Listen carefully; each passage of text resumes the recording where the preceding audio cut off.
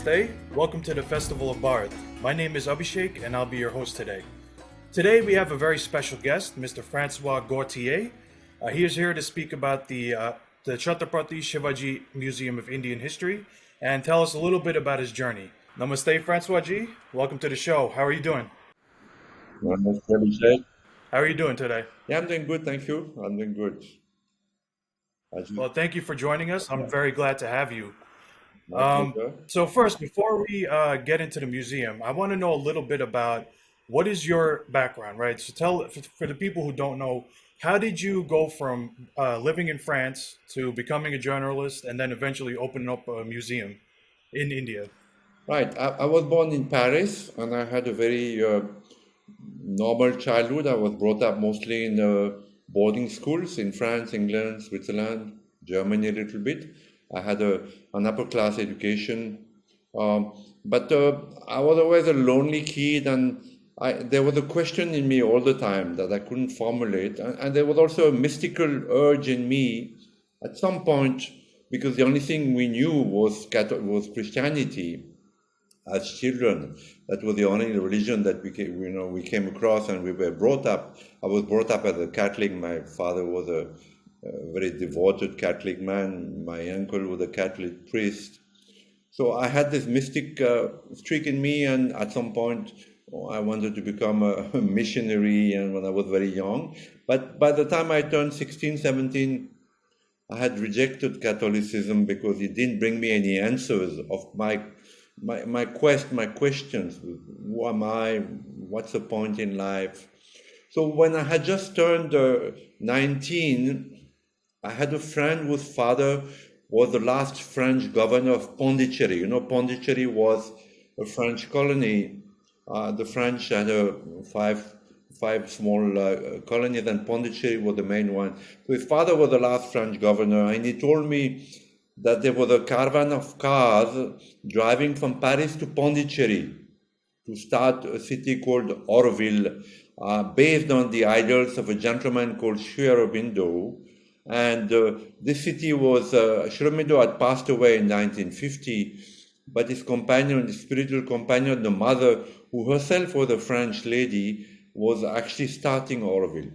So I didn't know anything about India. I had no idea about Aurobindo or Auroville, but I thought that I should go around the world, and that I would find answers to my question by this going around the world alone and leaving my family and my education behind.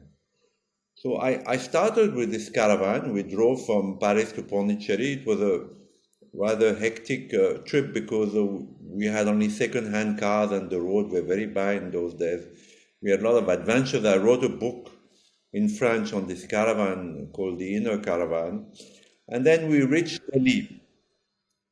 And I spent my first night in Delhi in the Aurobindo ashram. I don't know if you know Delhi. Now today it's a huge compound called the Mother School, one of the best schools in India.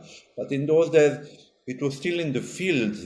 This part of Delhi was not developed yet, and there was this house in the fields, and it was evening, and I climbed on one of the vans. There were two vans and three cars. I climbed on one of the vans and opened a book of Aurobindo, and I read a few lines, and I had a deep spiritual experience that I'd come home. You know, now I'm putting it in words, but I was very young and very open. So that first night in India, I felt I had come home and there was a knowledge in this country. I felt that the soul of India, what today I know as Mother India, it was a living soil, a living earth, and there was a deep knowledge in that soil.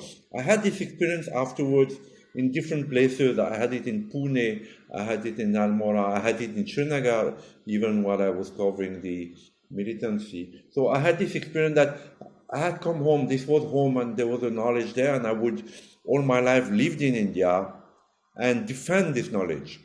Well, I'm putting it in words, but it came, as a intuition, a deep spiritual experience that translated into words. So then we drove from Delhi to Pondicherry. It took 2 weeks because the vans had broken down by that time. So we had to tow the two vans with the three cars. And we reached Pondicherry. Auroville was a deserted place. There was nothing in Auroville. Today, you can't recognize it because 3 million trees were planted by the pioneers, but there was nothing. It was just red earth and few palm trees on the plateau. And I met the mother. The mother she was quite old already. She passed away in 73. This time I'm talking about 69. And we came in October 69. I must have met her in November 69. And she was an old lady, but there was a very profound and solid atmosphere even before entering a room. And then I entered the room. I saw this old lady. She was very bent by that time. And I knelt in front of her, and then she raised her head and looked in my eyes. And again, I had a very deep and profound experience. Different that time, like she was looking into my soul, and I was out of my body and looking at myself and what's happening to me, what's happening to me. So very profound and moving experience. So again, that reinforced my feeling that I would stay forever in India. So I wrote to my parents saying, I'm not coming back to France. And of course, they were very worried and very unhappy because I had not finished my studies and I was supposed to become a doctor or an engineer or businessman. And I settled in the Aurobindo ashram. I was not so much interested in Auroville, which was mostly Westerners. I wanted to be with Indians, and the Indians were in the ashram, which is in Pondicherry itself. So I asked the mother, and I settled in the Aurobindo ashram for 7 years. And there I had a wonderful, like a second childhood. I started reading Aurobindo, who was probably the avatar of the 20th and 21st century, because his vision not only of a supramental future of humanity, the man, the mental man, after the mental man comes the supramental man, but also politically his vision of India, of Hinduism, of the Hindus, the problem of Hindus versus Islam. He was a nationalist and he was a revolutionary. Much before Gandhi, he had said that the British should be booted out of India by violence if necessary. So in the spirit of the Bhagavad Gita, he had reenacted, relived that same spirit. So Aurobindo had a very deep influence on me. But then the mother passed away end of 73. So the loss of a guru is a terrible loss. For me, it was a terrible loss. People have all kind of explanations that she died, but for me, it was like the loss of a mother. So I didn't know what to do. I went back to France for a month and a half, and I didn't really fit there. I mean, I never fitted in France. I fit more now but I didn't fit there. I couldn't find anything that I could connect to. So I came back to India. I had done some journalism and photography before leaving to India. I knew photography. I was good in writing. So I started freelancing. First in the south. I did a feature on Kalaripayat. Kalaripayat is a martial art from Kerala that that went to China and became Kung Fu, and then to Japan with the Buddhist monks, and that became the karate. So I saw the BBC documentary on Kalaripayat. So in 82, I think, I started by doing a feature on Kalaripayat, photos and text, which I sold to a magazine in France. Then I did different features on Ayappa, on INRs, and slowly, politics is life. You put 7 people together and politics starts. So my interest was in politics. I had read Aurobindo. I knew about the problem that India faced. I knew about the greatness of Hinduism. That is a spirituality, actually, not a religion. So I slowly came to Delhi and became first a correspondent for a very, very good Swiss newspaper called Le Journal de Genève, the Journal of Geneva, which doesn't exist today anymore. And then for one of the main French daily newspapers called Le Figaro. So my journalism was, extremely interesting. I had already a taste of India because of Aurobindo, but unless you move around India, you cannot know India. So the fact that I started doing freelancing and moving around India gave me a deep knowledge of India. And my first input was that the genius of India is more in the countryside, that the people, the simple people of India, whom I met when I did the Karare Payat or the Ayappa features, they have in their genes what is called tolerance, but actually an understanding that God has many faces and manifests he or she at different times using different names and different scriptures. I had this knowledge before coming to Delhi, which was a living knowledge, that, because of meeting people of India, very open, very good, very sincere, very tolerant. I had this knowledge when I came to Delhi, and it never left me. But what changed my entire outlook as a journalist was Kashmir, of course.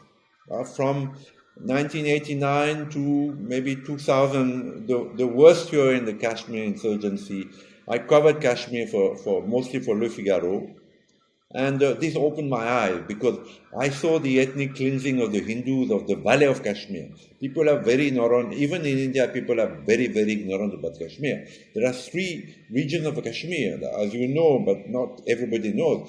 There's Ladakh, which is mostly Buddhist and has, some minorities, Muslim minority, for instance. There's Jammu, which used to have a big Muslim Hindu majority, but now there may be only 60% Hindus left in Jammu.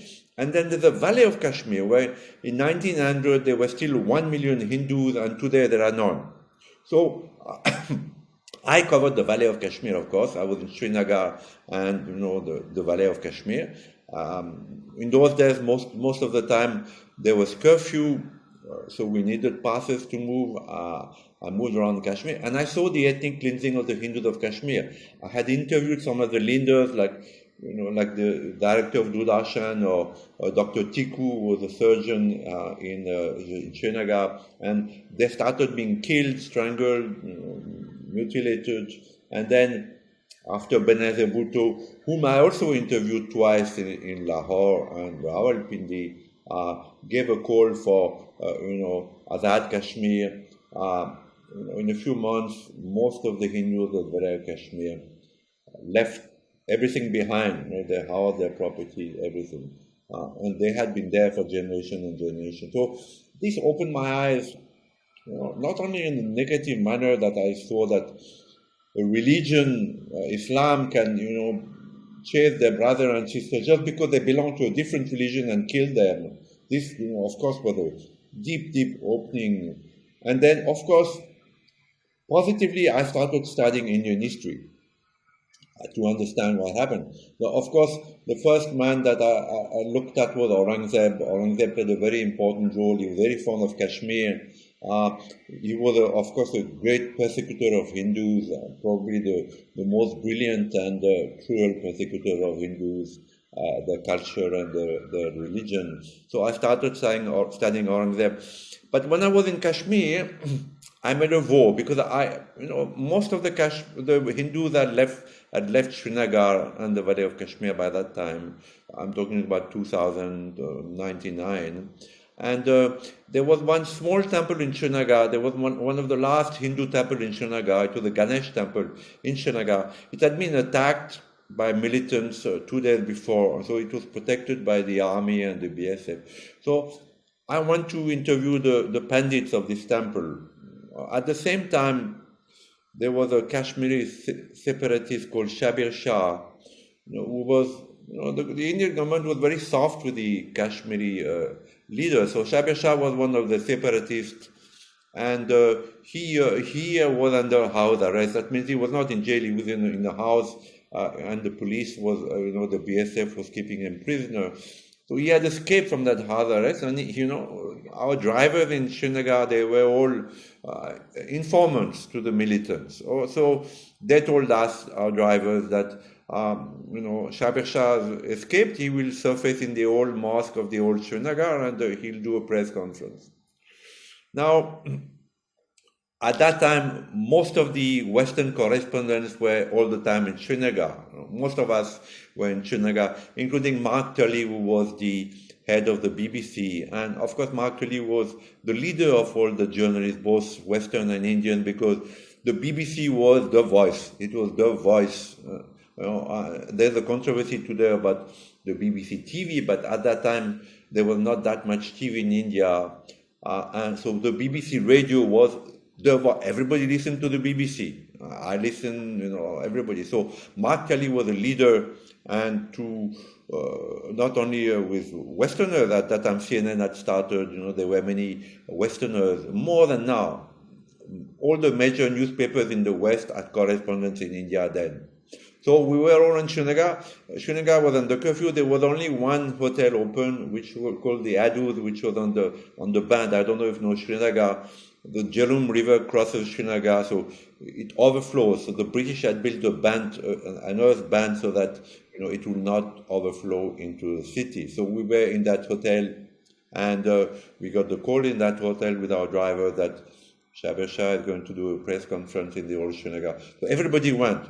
There were at least 100 journalists, so 100 ambassador cars. At that time, the ambassador car was the only car in India. 100 ambassador cars went there. But I decided to go and visit the Pandits of the Ganesh temple.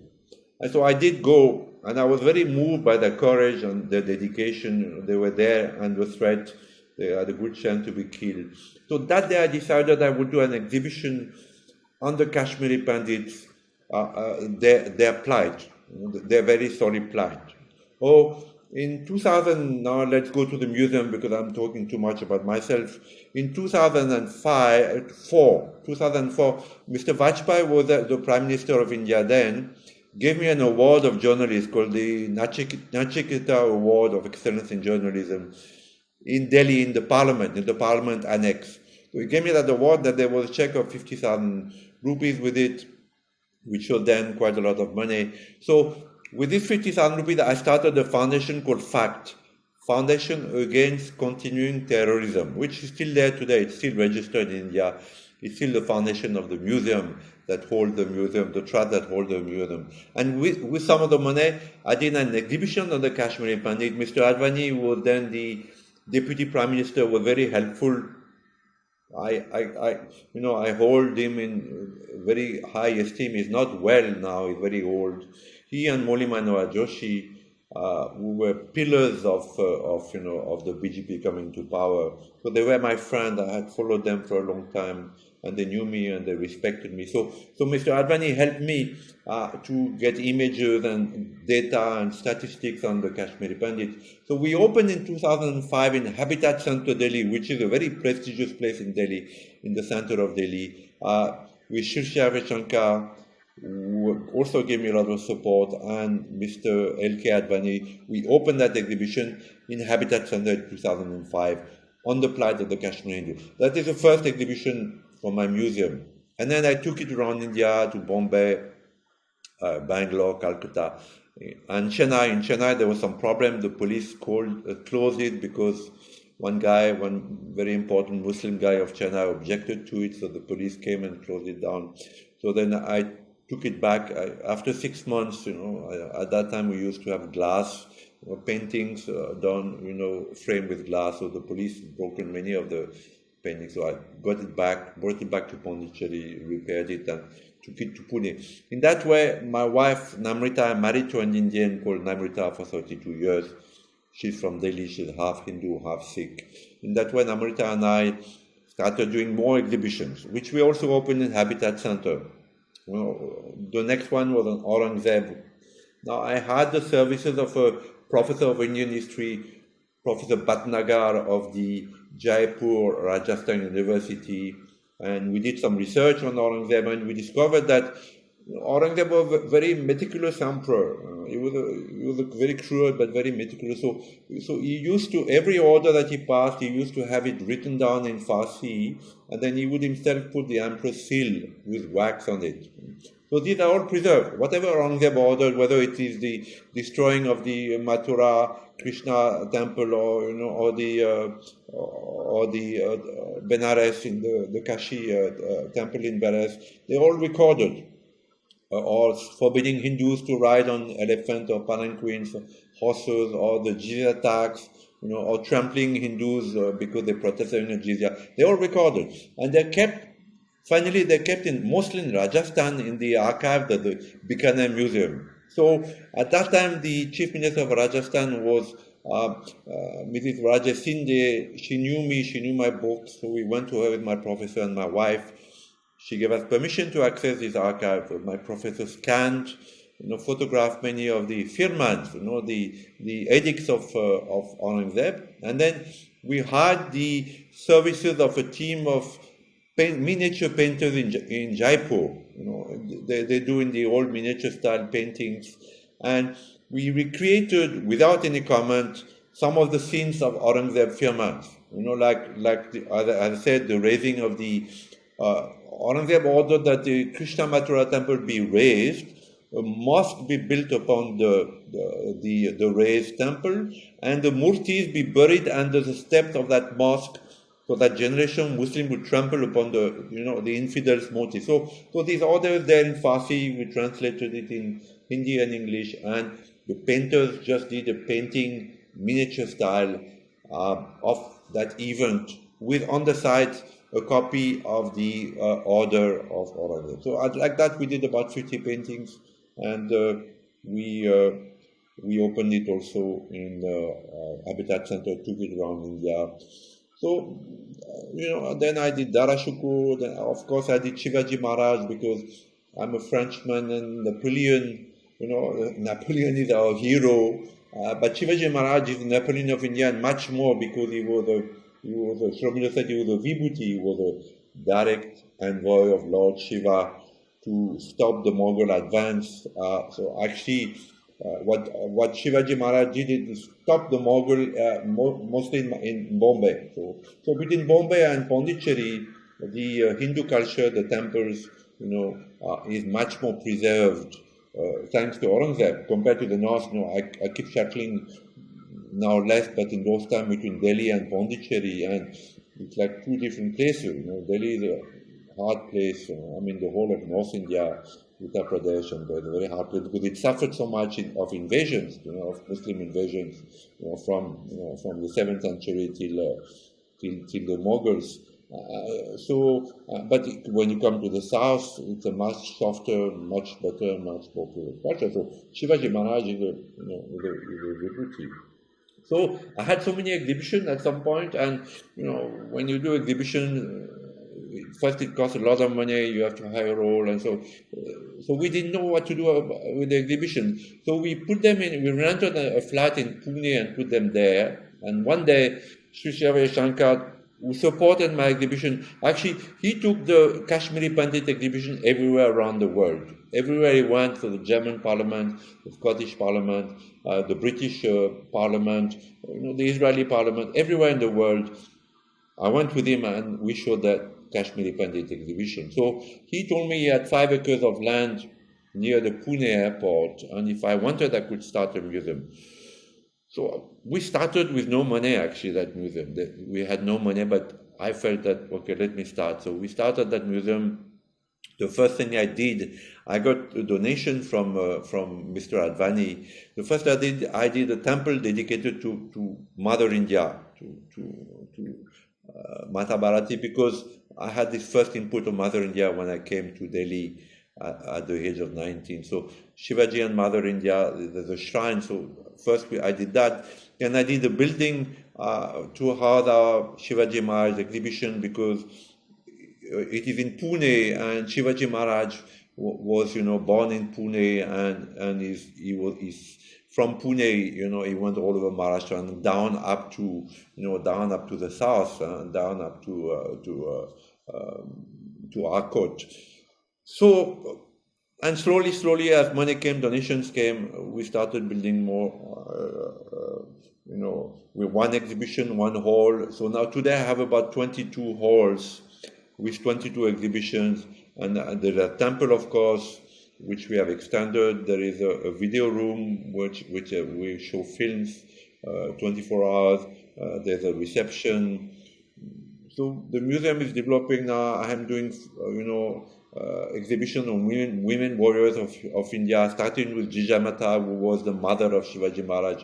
She was a true Kshatriya, actually. She's the one who gave Shivaji Maharaj the input to defend the Hindu knowledge. Then we have Tarabai, Then we have Rani Kittur Chennamma of Karnataka, who fought the British. Then we are doing one on Rani Akaba, who fought the Portuguese. Rani Durgavati, we're doing so many exhibitions, and I'm doing also a very important exhibition on the last great Hindu empire of Vijayanagar, which was so glorious and knew such a bloody end. So this exhibition, I'm building a whole air-conditioned hall because the paintings are very expensive and it's a very valuable exhibition. So this is the story of the museum. It's a Seva project because entry is free and we entirely depend on donation. So we have a registered trust, we have a tax exemption in India, in the US, in UK. This I feel is, I've written thousands of articles defending Hindus and Hindu culture and the spirituality that props up Hinduism. I've written 29 books, both in French and in English, to defend, this great people which are the Hindus. But I feel that the museum, it's a thing that I will leave behind because an article has a very limited life, even though some of my articles are still floating on the internet. Books have a limited life, shelf life, unless you're a bestseller like Harry Potter or the Bible. So even the books that have success have a limited life. But a museum, and it's been a very, very difficult venture actually. I have known many problems. I'm still facing many problems with that museum. Legal problems, land problems, monetary problems. But we have turned to pavilions. I've occupied half of the land that was given to me. So I feel that this museum will stay, and this is what I will leave behind me. Hopefully I still have quite a few years of that energy and that Kshatriyism, because I have faced many threats with that museum, and I'm a Frenchman and I'm militant.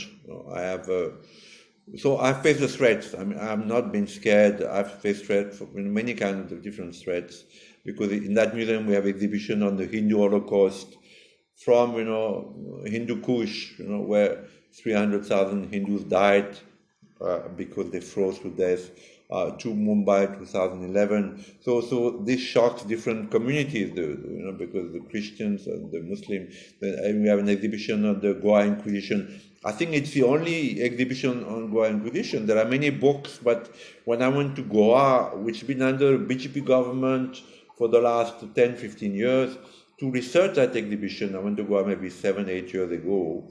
And some Hindu Seva workers took me around. There's nothing left. They've erased everything. The place where Hindus were crucified, interrogated, the place where they were kept, it's all gone. I mean, wonderful people, the Hindus, but they don't care to preserve their past, whether it is a glorious past, whether it's a bloody past. Every nation in the world, wants to. The Americans look at the Americans. They don't have a very old past, but the cowboys, they have an obsession with the cowboys, and they made so many beautiful films and cartoons and Marvel. But Hindus have such a long past. They don't. So in my museum, we have this. Then I have exhibition of Tipu Sultan. He was also a very cruel man, but he's been glorified. As Aurangzeb is still glorified today. So we showed Tipu Sultan as he is. So of course, I have exhibition on Sufism. Darashuko was Aurangzeb's brother, and actually he was the elder son of Shah Jahan, so he should have become the emperor. And he was a very open man compared to Aurangzeb. He believed that Islam had a root in Hinduism, in the Upanishads, that some of its source of the Islam came from Hinduism. He translated the Upanishads. He was a very open Sufi. So, but unfortunately, Aurangzeb beheaded him, and Sufism died. I mean, the Sufism that you see today in places like Kashmir is a joke. It's just a Sunni in disguise. So we have many exhibitions in the museum, and also positive exhibition about the heroes of India. Maharana Pratap, who was extraordinary man, who fought Akbar, the best, the goody emperor, Mughal emperor, who actually was.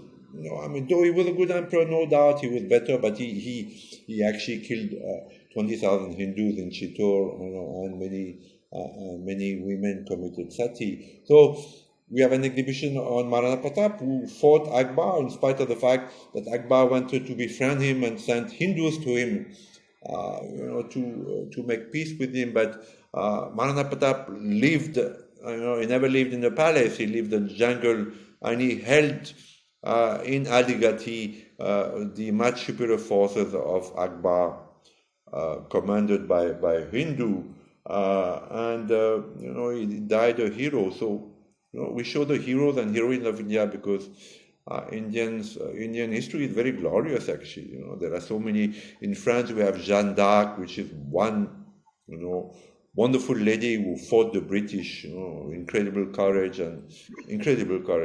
But India has, hundreds of Jeanne d'Arc, hundreds of them. I mean, people know only Rani of Jhansi, who fought the wrong battle actually, because the what is called the First War of Independence was actually to reinstate the last Mughal on the throne. You know that the Great Mutiny was actually reinstated the last Mughal on the throne, and of course they were defeated by the British later, and the last Mughal was exiled in Burma and died there. But it was the wrong battle. It was not the First War of Independence. So Indian books are not written as they should be. So I started by rewriting Indian history books, both in English and in French. My latest French book, called An Entirely New History of India, I wrote it in French first, so it's very balanced because the French don't know anything about India, and so I can't say Muslims are monsters. So I have to balance it. So I wrote it in French, and then it got translated in English. And in English, it's called An Entirely New History of India. From prehistory, there are so many controversies that Indians didn't master iron, they didn't have horses, which are all wrong. The Aryan invasion, which now it is proved it never happened. So I rewrote the entire Indian history first in books, and now I'm trying to put it in a museum. Wow, that is wonderful. Honestly, I thank you so much for sharing your journey, because it's been quite a journey from what I could tell. I mean, you've almost answered all the questions I've had for you, so that was an amazing answer that you gave. One thing I want to say, right? So, what makes this museum unique? You kind of touched on it. It covers a lot of history that probably other people don't. So, can you maybe answer, like, what makes your museum unique compared to other museums in India? So the thing, in most museums in India are state sponsored, so they're politically correct, and I have been to many museums, maybe in Delhi, but most Indian history, as it has been written both in books and in museums, is politically correct. So it follows, what the British had left behind them, and what the Marxist historians of Nehru and later generations like Romila Thapar or Irfan Habib have said about Indian history. Today, there's not much difference. So there are no private museums in India. Actually, I first came to Pune 8 or 9 years ago. My wife and I are also pranayama teachers because I had a accident when I was young, so I had a deviated septum. So I was looking for learning pranayama. I heard that it could help me. So we learned pranayama with Sri Sri Ravi Shankar, and it brought us so much in our life that we became teachers. So I went to Pune to teach a course of pranayama. And that course, the pranayama course, was outside the city of Pune, in a Jain temple. So I had some time, when the course was finished, I had some time before my flight. So I thought I would visit the main museum in Pune. It's a private museum called the Kelkar Museum. And then I would see, I had heard so much about Shivaji Maharaj. As I said, I'm a Frenchman, and Napoleon is a great man for us. I was born in Paris near the Museum of Napoleon, which is a grand museum, which has many rooms. There is Napoleon's tomb, and every year in France there are books and films about Napoleon. So he's still very revered in France. So after my course, I told my driver, please take me to the main museum in Pune. So he took me to the Kelkar Museum, founded by a guy called Kelkar. I was surprised because there was not one single exhibit about Shivaji Maharaj. Now, what happened is that it's a long story, but Shivaji Maharaj, the Brahmins of Maharashtra are the holders of the history of Shivaji Maharaj. But Shivaji Maharaj is worshipped also by Dalits, who are, some of them are converted to Buddhism, and Ambedkar, who was also a great man, and I want to do an exhibition on him one day. And they also worship Shivaji Maharaj, but they don't like Brahmins. Being Dalits, they feel rightly or wrongly that Brahmins, are trash. So actually, when I started the museum, one of the first threats I got was from Dalits who worship Shivaji Maharaj, but are sometimes often Buddhist. And they told me, don't show in your museum anything about Brahmins or the Vedas or Mother India. That's the first threat I got. And I got it. There were some articles, in DNA, which is one of the main newspapers in Maharashtra. I got some phone calls, I got some emails, some of them, not too threatening, some of them threatening. So what I did, in my museum, I put, a small shrine with a photo of Ambedkar and a statue of Buddha with a light at night that shines. And so after some time, the threat stopped. And I think some of them came to the museum and they saw that I was genuinely, respectful of and great admiration for Shivaji Maharaj. So anyway, so what happened in Maharashtra is that the politicians of the Congress, of the NCP, there's a branch of the NCP, Sharad Pawar is their leader, they use this to pit both communities against each other.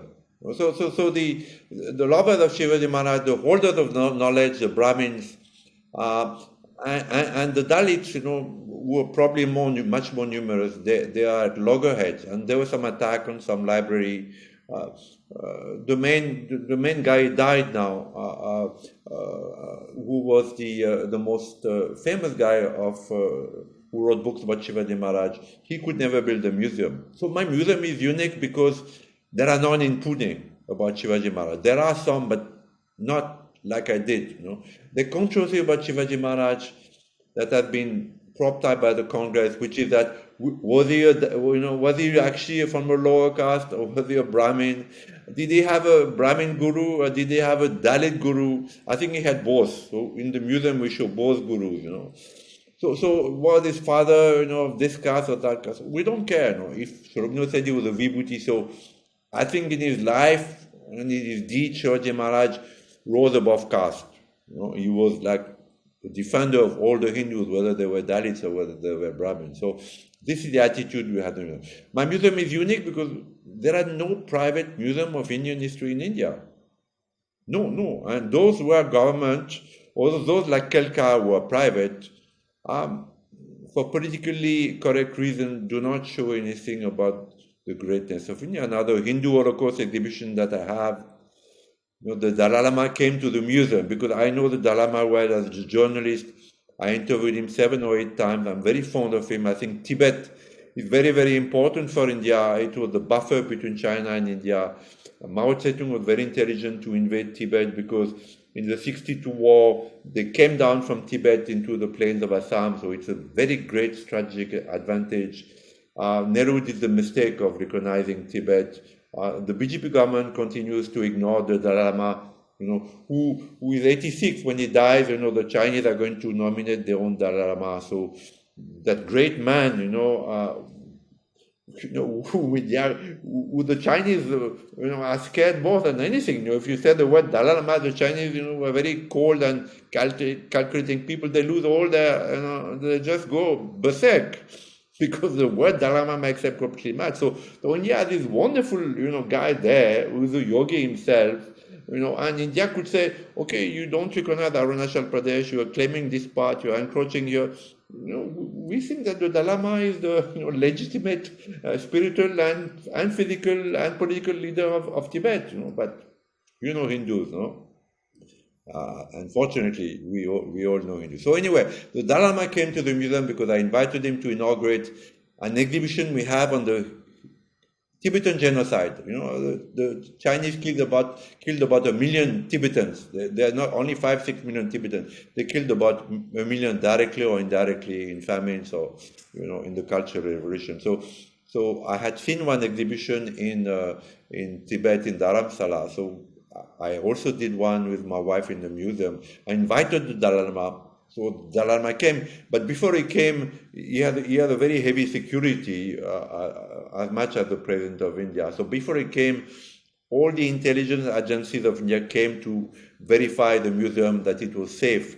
And the first guy that came there was from the CID, and there were two Muslims inspectors, and they objected to the Hindu Holocaust exhibition. So the main police guy of Pune, the DGP, told us, unless you remove that exhibition, not only Dalai Lama will not be allowed to come, but we'll make a show cause notice and you might go to jail. So my wife spent hours and hours in the police headquarters before the Dalai Lama came. Finally, we had to take out the exhibition. I put it back afterwards. So Dalai Lama came, but it was a lot of stress, I mean, I love him, but it was a lot of stress, and it cost us a lot of money, which we didn't have. So anyway, so this museum is unique. I don't think there's any other in India or in the world. I have known some people, Hindus, who come to the museum and say, yeah, I'll do it. I'll buy some, I will have some land near Washington or near Atlanta. I'm going to do it. But it's not easy, because there's not only a resistance among non-Hindus, Christians, Muslims, Jains maybe sometimes, against picturing Indian history as it is, but there is also an occult, invisible resistance that, this is the way it is, history has been written like that, alien invasion is the foundation of every book, why should we change it? So it is not easy at all, and I've known many people who tried and failed. So because I'm a Frenchman, because I don't belong to any caste, I'm not a Hindu, I'm not a Muslim, because I'm militant, I have covered some, war, different dangerous situations in Kashmir, in Sri Lanka, in Pakistan. So I'm not too scared. So this museum happened, but I don't know of any other museum of Indian history as it really happened, either in India or anywhere in the world. If you know, please let me know. Sure, but actually, that's a very interesting thing you shared. Do you think being a Frenchman that has that, for some reason, for people, their perception is that you're not biased, or you're not, you're less likely to be perceived as Hindutva or something? I don't know, or like less likely to have some caste bias, or is that why maybe you have an easier time than if if of Indian origin was to do it?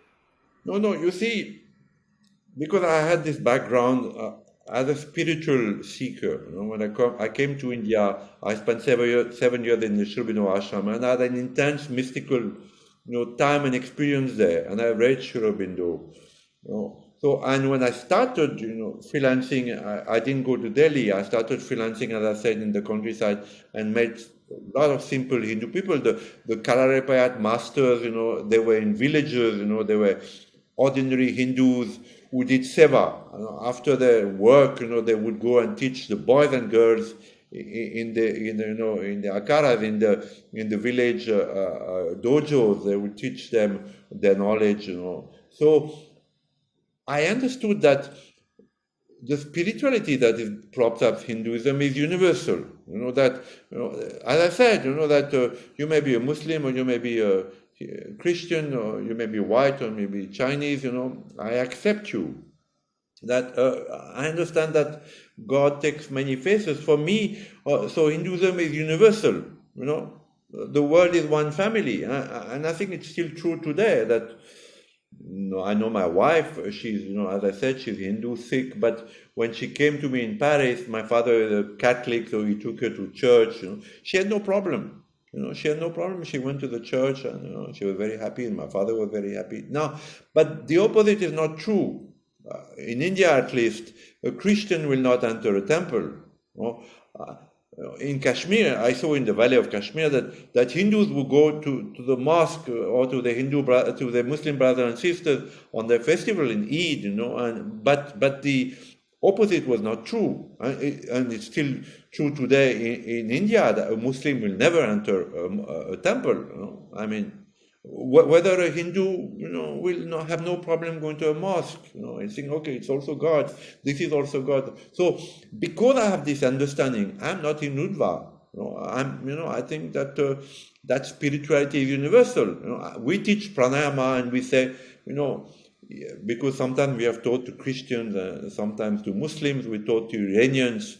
We had a course in Shri ashram in Bangalore, only Iranians, So we say, breath has no religion, whether you're a Christian or Muslim or Hindu or Jain, the breath that you take in, the oxygen taking, has no religion. So we teach something which is universal. Whether it is pranayama or hatha yoga or Ayurveda or meditation, it is universal. It is applicable to everybody. And fortunately, Hindu gurus have disconnected this spirituality, whether it is hatha yoga, meditation, or pranayama, from Hinduism because they wanted to give it a more universal appeal. But actually, it belongs to Hinduism. I'm also a defender of Hindus and Hinduism. People can call me, people have called me right-wing, Hindutva, Islamophobe, but I'm a defender of the Hindus because they're wonderful people. So I'm also a defender of Hinduism. So, okay, you can call me Hindutva, but my understanding is that Hindutva is universal. One last thing I wanted to say is, what can Indians, people of Indian origin, Hindu origin, around the planet, what can they do to help your cause? So of course, as I said, we're a donation museum. We depend on my wife and I do this, free in our free time. I'm still a journalist and writer. She's a textile designer. So, we give our free time. We're going to go to Pune now and spend a week there. So we did our free time. So we don't take anything, any salary or anything. Museum entry free. So we need donation. This museum to develop needs donation, and it needs to develop because, as I said, I already took half the land, but once we occupy all the land, it's a beautiful museum, and the Maharashtrians understand the greatness of that museum. So in a way, we're protected. So we need donations to continue expanding that museum and showing Indian history as it happened. My ambition is to do it from the Vedas. We already have an exhibition on the Vedas till today. The Indian history, not everywhere, but every important thing, like Ashoka, for instance. We need to exhibition on Ashoka because Ashoka has been made a hero by Nehru because he converted to Buddhism. But actually, the history of Ashoka is wrong. He didn't convert to Buddhism because he saw, millions of dead bodies in the Kalinga battle. He converted to Buddhism because at that time there was a lot of tension between the Jains and Buddhists. They were dominating, and some of the emperors were Jains, some of the emperors were adopted Buddhism. So he used this conversion for political power. So I wrote it in my book, but it's not yet in the museum. So we need more on the Aryan invasion because it's really has divided India. It's still dividing India. The DMK party today, which is in power in Tamil Nadu, says we are the Dravidians, we're the original inhabitants of India. We hate Hindi, we hate Brahmins because they invaded us and they colonized. But it's absolutely untrue. It has been proven scientifically. There is no doubt about it. So I need to show this in the museum. The most important parts of Indian history from the Vedas till today. In maybe 40, 50 exhibitions that I will leave behind when I die, and hopefully it will stay and change things. Because let me say it, I'm a supporter. I've been a supporter of the BJP, as I said, from the time of Murli Manohar Joshi and Advani, which is much before Mr. Modi came to power. And I've been a great supporter of Mr. Modi. I'm one of the very few, the only journalist who defended him after Godhra. He's been attacked so much in those days, and again now it's coming out because of that BBC documentary that he's responsible for the massacre of Muslims after Godhra. But first, most of the journalists omitted the fact that 56 Hindus, among them 32 women and children, totally innocent, were burned like animals in the Sabarmati train because they had come from Ayodhya, and this triggered a tremendous anger among the Gujarati people. If my wife had been burnt, I also would have gone down in the streets to kill, in anger. So it is not Modi who went down the street. It's the Hindus of Gujarat, from the Brahmins to the Dalits. They all went down the streets and in anger and fury, and probably it was the spark that ignited the long standing anger, of resentment that had built up. So I defended Mr. Modi then, and I've kept defending him since then. I met him, because one of my exhibitions, as I said, was closed down in Chennai. So he read about it in the Hindu and other papers, and he called me in Ahmedabad. So I met him, 4, 5, 6 times. He came, inaugurated our Shivaji Maharaj exhibition with Sri Ravi Shankar in Bombay. But I must say, that he had 4 education ministers since he came to power. None of them have done anything of value that we can see today in terms of changing the curriculum of school, in terms of rewriting Indian history. So, yes, my museum is the only one, and I got no support. Mr. Advani gave me support. Moli Manoj Joshi also came to the inauguration, but I got no support from the BJP today. Neither in terms of financial support or even political support. Though I know many of the ministers. Mr. Gadkari came, and I respect Mr. Gadkari. I know Mr. Nirmala Sitharaman, she also respects me, and I respect her. But I got no support. So I need support from the Hindus themselves, because that's a museum for them, that I'm building for them, because I remain a defender of the Hindus. And the Hindus are wonderful people, and they are the holders of the last knowledge in the world. Who am I? What happens when I die? Why karma? Why dharma? What is an avatar? Nobody knows it anymore. Nobody in the West, nobody knows what happens when I die. The Christians say, I go to heaven or to hell or to purgatory. The Muslims say, if I blow myself up, amongst 100 people, I go to heaven also with 22 virgins. So it's all simplistic, but the Hindus still hold that knowledge. Why am I reborn from life to life? What is that man? So that knowledge which I touched upon the first evening when I came to India, through some divine grace that came upon me, and which I have defended, I'm trying to put it in a museum. So I need financial support for that museum.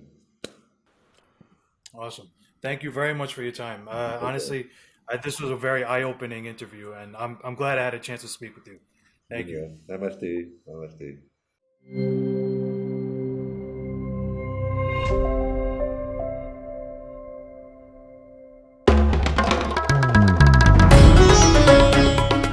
Namaste. We hope you enjoyed this Chitti Media content. Please remember to subscribe to us and switch on the notifications for this channel. For our other social media links, more content, and to support our work, please visit citti.net. Dhanyavad. Namaskar.